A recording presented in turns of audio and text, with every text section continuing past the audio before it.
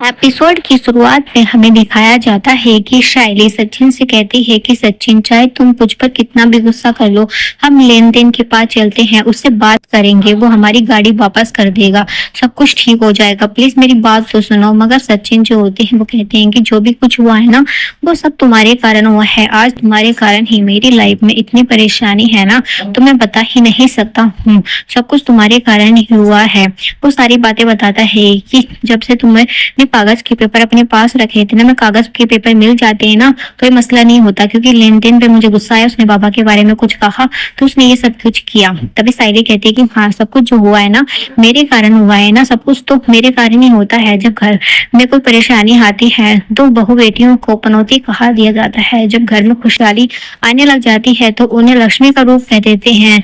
हमेशा हर घर में ऐसा ही होता है और हमेशा तुम भी यही समझते हो। और मैं कितने ताने सुनती हूँ, हर चीज के ताने सुनती हूँ, काकू के कितने ताने सुनती हूँ ताकि मैं अपने रिश्ते को संभाल सकूं, मगर नहीं, तुम हर रिश्ते को खराब करना ही चाहते हो। कह दो तुम्हें मेरी जरूरत नहीं है, मैं तुम्हारे साथ ना रहूं। सचिन कहता है कि हाँ, मुझे तुम्हारी कोई भी जरूरत नहीं है, तुम अपने रास्ते और मैं अपने रास्ते। सचिन ये कहकर वहां से निकल जाता है। सायली पे अपना सामान उठाती है, वो भी अपने घर के लिए निकल जाती है। इधर सायली की माँ और जूही से कहती है कि जल्दी से दिया जला दे, और आज है ना ये पहली नवरात्रि है, उन दोनों के बीच में कितना लड़ाई झगड़ा हुआ, अब शायद है ना सब कुछ ठीक हो जाए।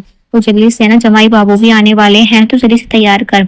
इतने में सायली आ जाती है। जूही कहती है कि सायली दीदी क्या हुआ, जो दादा नहीं आए, क्या बात है? तो सारी बातें पूछती है। सायली चुपचाप होती है तो सायली बताती है कि एक प्रॉब्लम आ गई है, लेन देन ने सचिन की गाड़ी को जब्त कर लिया है, अब घर में किसी को भी पता नहीं है, अब क्या करें, कुछ भी समझ में नहीं आ रहा। इधर लेन देन के पास सचिन पहुंचता है। वो कहता है कि लेन देन ये कोई अच्छी बात है क्या, तुमने सब आदमियों को बेचकर मेरी बाइकों के सामने गाड़ी छुड़वा दी? हाँ, मुझे पता है कि अब के पैसे देने में ना थोड़ा ना लेट हो चुका था, तुम्हें पता है ना हमारे घर की क्या हालत है, मगर तुमने एक बार भी नहीं सोचा।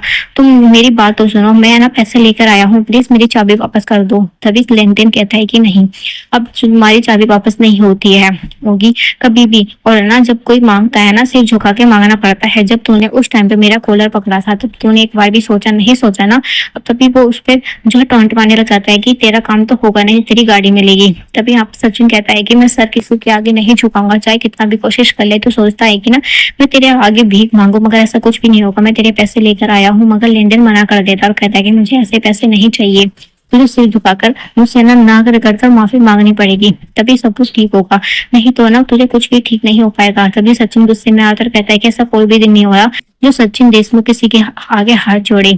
तभी लेनदेन कहता है कि जब पेट भूख लगती है ना तो अच्छे अच्छे काम करने पड़ जाते हैं, मगर सचिन गुस्से में आकर वहां से निकल जाता है। इधर रोशनी के पास उसकी माँ का फोन आता है तो दरवाजा बंद कर देती है और जल्दी से बात करती है और कहती है कि आई, तुम्हें यहाँ पर कॉल करने की क्या जरूरत थी, तुम्हें पता है ना कितना सब कुछ है। तब उसकी आई कहती है कि रोशनी बेटा, तुम्हारी पहली नवरात्रि है शादी के बाद, इसलिए मैंने सोचा कि तुम्हें ना मैं तुम्हें बधाई दे दूं, और तुम बेटे से भी बात कर लो, ले बेटे काकू से बात करो। तभी वहां पर बात करता है। तभी वो कहता है कि क्या काकू तुम आओगे मुझसे मिलने के लिए छुट्टियों में, मगर रोशनी मना कर देती है और कहती है कि बेटा मैं बाद में बात करूंगी। तभी उसकी माँ कहती है कि बेटा मैंने तुम्हारे खाते में पैसे जमा करवा दिए हैं। तभी रोशनी कहती है कि माँ ये पैसे कहाँ से आए? तो उसकी माँ कहने लग जाती है कि जो भी तुम्हें पैसे देती है ना उसमें से बचाइए, पहली तुम्हारी नवरात्रि है ना, इसलिए जमाई बाबू तुम कुछ कपड़े खरीद लेना। तभी रोशनी कहती है मैं कितनी अभागन हूँ जो कि नवरात्रि का दिन तुम्हारे साथ अपने बच्चे के साथ सेलिब्रेट भी नहीं कर सकती।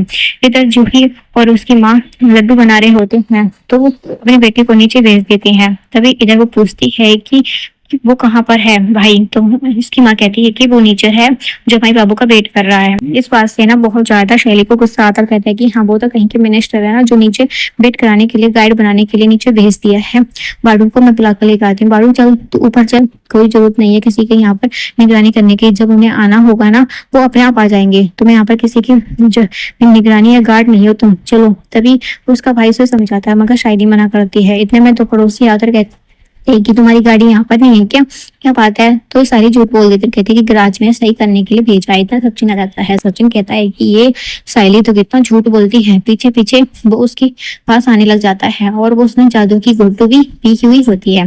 तभी सायली देखती है कि सचिन पीछे खड़ा हुआ है। सचिन कहते हैं कि तूने झूठ क्यों बोला, तू इतनी झूठी कैसे हो सकती है, इस तरीके से तू झूठ बोलेगी, हमारी गाड़ी तो मेरे पास नहीं है, तूने झूठ क्यों बोला है? तभी सचिन से सायली कहती है कि तुम पी के आए हो?